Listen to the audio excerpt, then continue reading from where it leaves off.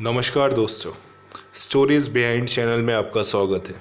मेरी आज की कहानी मोसाद के सबसे अनसुने और ख़तरनाक ऑपरेशन में से एक की है, जिसका part 1 bring etch man dead और अलाइव में आपको मैं पहले ही सुना चुका हूँ।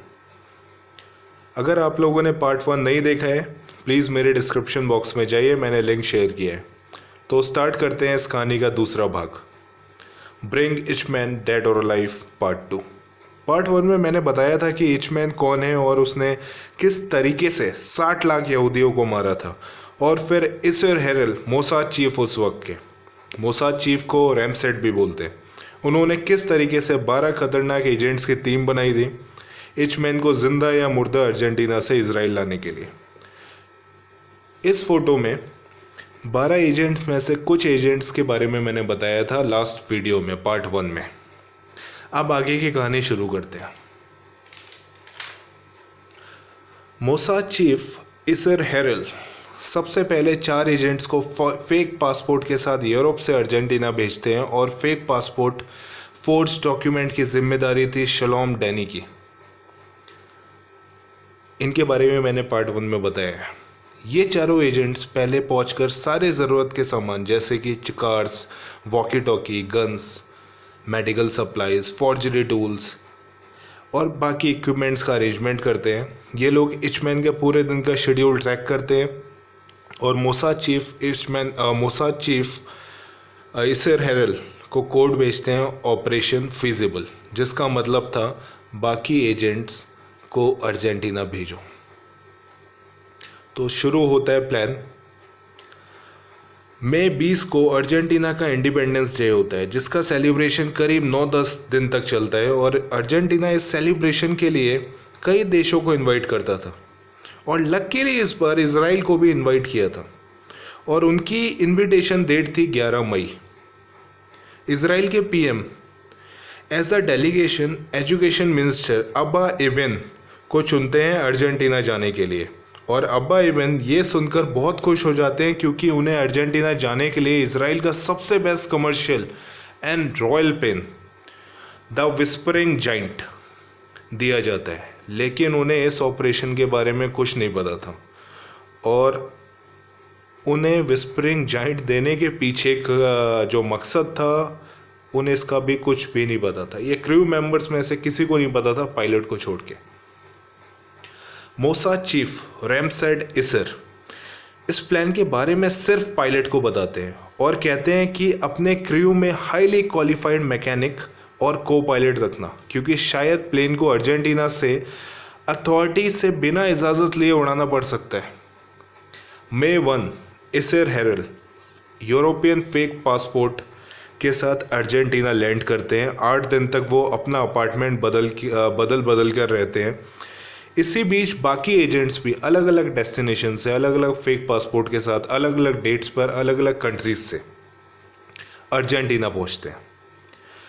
9 मई को ये सारे 12 लोग साथ में पहली बार अर्जेंटीना में एक अपार्टमेंट में कुछ देर के लिए मिलते हैं, और वहाँ पर इसर हेरल आगे कांटेक्ट करने के लिए एक दूसरे से एक अजीब सी रणनीति तैयार करते हैं, जिसमें वो सभी को एक शेड्यूल देते हैं, अलग अलग कॉफ़ी कैफ़ेज़ के नाम। ये शेड्यूल में अलग अलग कॉफ़ी कैफ़ेज़ के नाम होते हैं, और किसको कितने बजे कितनी देर के लिए कौन से कैफ़े पे मिलना है, ये सब लिखा होता था उस शेड्यूल में। और इसर हेरल कौन से कॉफ़ी कैफ़े में कितने बजे कहाँ पर प्रेजेंट होंगे, वो करीब उन्होंने 300 कॉफ़ी कैफ़ेज़ की लिस्ट दी थी। उन्होंने बताया था कि उन्होंने एक दिन में करीब 3 से 4 लीटर कॉफ़ी पी थी, क्योंकि वो पूरे दिन कॉफ़ी कैफ़ेज़ पे ही घूमते थे, और अलग अलग इजरायली एजेंट उनसे मिलने आते थे शेड्यूल डिस्कस करना आगे का operation. 2 agents Yakov Medad and Yehudit as a tourist couple airport के रास्ते में एक विला रेंट पर लेते हैं, और विला सबसे इम्पोर्टेंट था, क्योंकि इचमैन को किडनैप करने के बाद इस विला में रखना था, और इस विला का कोड नेम होता है द बेस। अब प्लान क्या था? प्लान ये था कि 10 मई को इचमैन को गैरीबेल्डी स्ट्रीट से किडनैप करना था और द बेस पे लाना था।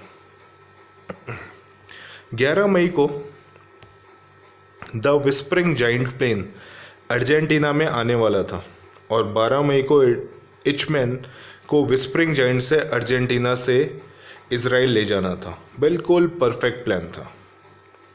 लेकिन अब आता है एक ट्विस्ट और ये सारे प्लान पर फुल स्टॉप लगा जाता है, क्योंकि अर्जेंटीना में सेलिब्रेशन के दौरान काफ़ी कंट्रीज़ के डेलीगेट्स आए होते हैं और काफ़ी कंट्रीज़ के आने वाले होते हैं। इसके वजह से इतना ज़्यादा क्राउड हो जाता है कि अर्जेंटीना के जो मैनेजमेंट होता है वो इन सब चीज़ों को मैनेज नहीं कर पाता, जिसके वजह से इज़राइल का जो डेलीगेशन होता है उसका इनविटेशन वो 19 मई को पोस्टपोन कर देते हैं। 11 मई से 19 मई को पोस्टपोन कर देते हैं।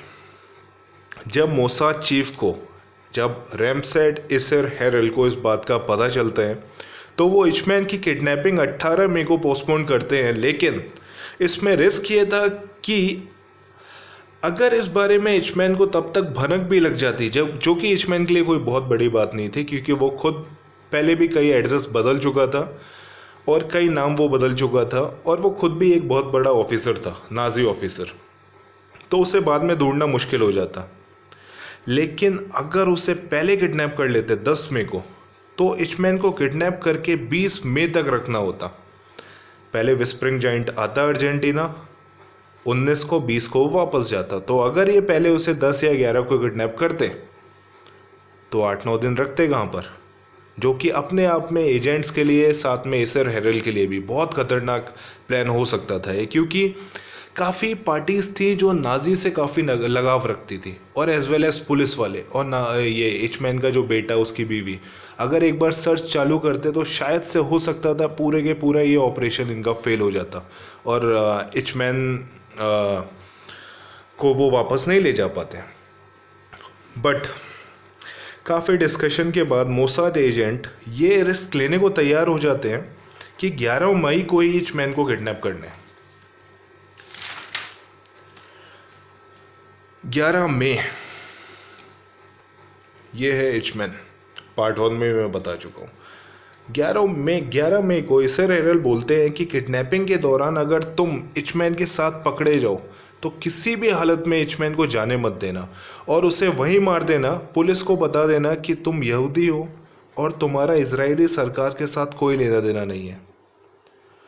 आज तुम इंसाफ करने आए हो और बचे हुए एजेंट्स अपने करंट प्लान के हिसाब से देश से निकल जाना। दोस्तों, आप लोगों ने कई ऐसी बॉलीवुड मूवीज़ देखी होंगी, जैसे कि अगर हम बात करें बेबी, किसी एजेंट को ज़िंदा दूसरे देश से लेके अपने देश में जाना कितना मुश्किल होता है। ज़िंदा मार के तो जाना इजी होता है। प्लान के मुताबिक गैरीबल्डी स्ट्रीट, जहाँ पर इचमैन का घर था, कैल गैरीबल्डी, कैल का मतलब स्ट्रीट, पर 2 कार लगी थी। आगे वाली कार में 4 मोसाद एजेंट्स थे, रैफ़ी ईतन, जिवी एरोनी। रैफ़ी ईतन कमांडर थे, जिवी एरोनी वो थे जिन्होंने फाइनली कंफर्म किया था कि इचमैन ही रिकार्डो क्लेमेंट है। जिवी एरोनी ड्राइवर बनते हैं, पीटर मेल्किन थे एंड एक मोश थे। ये 4 एजेंट्स आगे वाली कार में थे। इस कार में इचमैन को किडनैप करना था। पीछे वाली कार बैकअप के लिए थी, जिसमें एक जीनियस सैलॉम डैनी, जो कि फॉर्जरी में जीनियस थे, और दूसरा एक डॉक्टर होते हैं। डॉक्टर का काम होता है अगर इचमैन को इंजेक्शन लेना पड़े बेहोशी का, इसलिए डॉक्टर होते हैं। आगे वाली कार का बोनट खोल के पीटर मेल्किन एंड रैफ़ी ईतन ऐसा प्रिटेंड करते हैं कि कार खराब हुई है।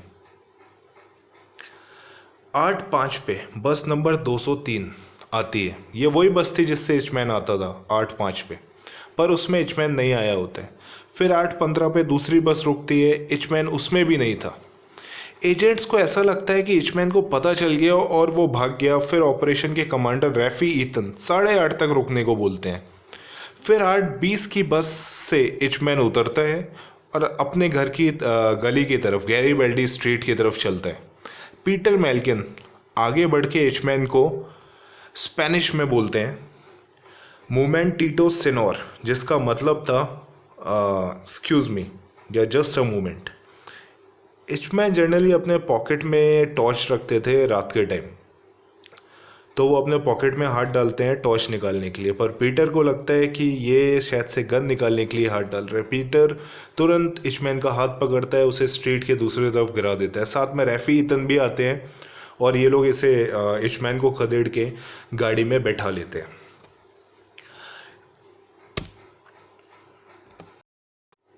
इचमैन की आंखों पे पट्टी बांध के उसे चुपचाप बैठने को कहा जाता है। इचमैन एक बच्चे की तरह चुपचाप सारी बातें मानता है, क्योंकि वो समझ गया था वो इजरायलियों के हाथ में, और वो जानता था इजरायली या मोसाद उससे कितनी नफरत करते हैं। करीब 1.5 घंटे की जर्नी के बाद ये लोग दा बेस पहुंचते।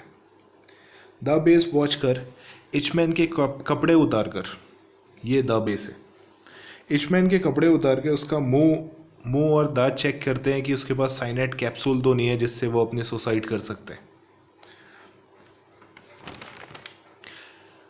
इचमैन का इंटरोगेशन होता है। इंटरोगेशन के दौरान वो ये सभी सवालों के जवाब देता है कि उसका shoe size, birth date, father's name, mother's name, Nazi party card number, SS military number क्या है, और ये भी बताता है कि वो जर्मनी से कैसे भागा, कब भागा।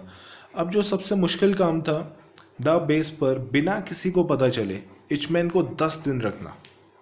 इस विला को सिक्योर करने की जिम्मेदारी 2 एजेंट्स की थी। 12-12 घंटे की वो शिफ्ट में रहते थे। काफ़ी एक्टिव था, बहुत डरावना वो टाइम था। एक सायरन की आवाज़ भी आती थी बाहर से, सब लोग डर जाते थे। इसी दौरान इचमैन के बेटों ने प्रो नाजी ग्रुप के साथ मिलकर इजरायली एम्बेसडर जो अर्जेंटीना में था उसे किडनैप करने का प्लान बनाया था कि उसे किडनैप करके हम इचमैन को वापस ले सकते हैं, क्योंकि उन्हें कहीं ना कहीं शक था कि इचमैन इजरायलियों के पास है। बट लास्ट में जो प्रो नाजी ग्रुप थे और इचमैन के बेटे के जो और भी दोस्त थे, उन्होंने ये प्लान को एग्जीक्यूट करने से वो लोग मना कर देते हैं, पर वो ढूंढना जारी रखते हैं इचमैन को। पर अभी तक उन्हें कोई भी क्लू नहीं होता कहाँ इचमैन हो सकता है। अब टेक ऑफ का टाइम होता है। द विस्परिंग जाइंट 18 मई को सुबह 11 बजे द विस्परिंग जाइंट इसराइल से टेक ऑफ करता है, और उसका एक हॉल्ट, क्योंकि ये एक कमर्शियल प्लेन था, उसका एक हॉल्ट रोम इटली में होता है। वहाँ 3 क्रू मेंबर्स एज सिविलियन फर्जी पासपोर्ट के साथ प्लेन में चढ़ते हैं और क्रू मेंबर्स की ड्रेस पहन लेते हैं।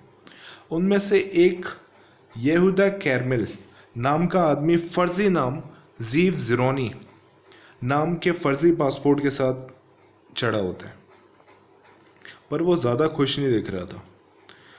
इसकी ये वजह थी, वो अपने टैलेंट की वजह से इस ऑपरेशन में नहीं होता। वो क्योंकि थोड़ा बहुत इचमैन की तरह दिखता था, उसके फीचर्स थोड़े इचमैन की तरह थे, इसलिए वो इस प्लान में शामिल होते हैं। और ये फर्जी पासपोर्ट जो बनाने का काम होता है वो होता है शलोम डैनी, मास्टर ऑफ फॉर्जरी। इचमैन का पासपोर्ट जीव ज़िरोनी के नाम से बनाता है ये शलोम डैनी, और जीव ज़िरोनी के लिए दूसरा पासपोर्ट बनाया जाता है दूसरे नाम से दूसरी कंट्री के लिए। द बेस पर सारे सबूतों को ख़त्म कर देते हैं और इचमैन का होलिया जीव ज़िरोनी जैसा बनाकर क्रू मेंबर्स के कपड़े पहनाते हैं और उसको नशे के काफ़ी इंजेक्शन दिए जाते हैं, जिससे वो ना तो पूरी तरीके से सो सकता था ना पूरी तरीके से वो जगा हुआ था। ये 20 मई की मैं बात बता रहा हूँ, जब प्लेन आ गया था और 20 मई को इन्हें वापस जाना था। एजेंट्स अलग अलग गाड़ियों से एयरपोर्ट पहुंचते हैं और सक्सेसफुली इचमैन को द विस्परिंग जाइंट प्लेन में बोर्ड कर दिया जाता है। 21 मई 1960 को इचमैन फाइनली इजराइल जिंदा पहुंच जाता है, और बाकी एजेंट्स भी अलग अलग डेस्टिनेशन, यूरोप, कोई कहीं पर अलग फर्जी पासपोर्ट के साथ निकल जाते हैं।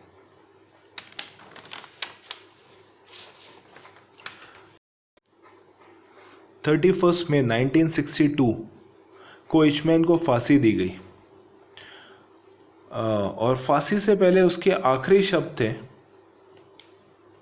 बहुत गहरे शब्द उसने बोले थे, हम फिर मिलेंगे, मैंने भगवान पर विश्वास किया है, मैंने युद्ध के नियमों का पालन किया है और अपने ध्वज के प्रति वफादार रहा हूँ।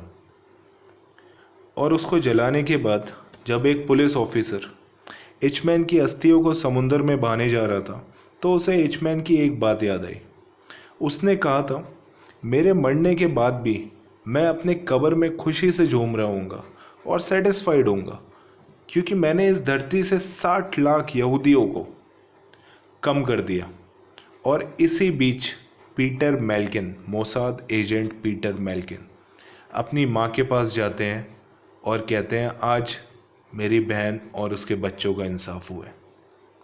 तो दोस्तों, ये थी कहानी नफ़रत और जंग की। आई होप आप लोगों को ये वीडियो पसंद आया होगा, तो प्लीज़ लाइक और शेयर करें। और अगर इसी तरीके से आप चाहते हैं कि मैं कहानी आपको सुनाता रहूं, तो मेरे चैनल स्टोरीज़ बिहाइंड को सब्सक्राइब करें। जय हिंद।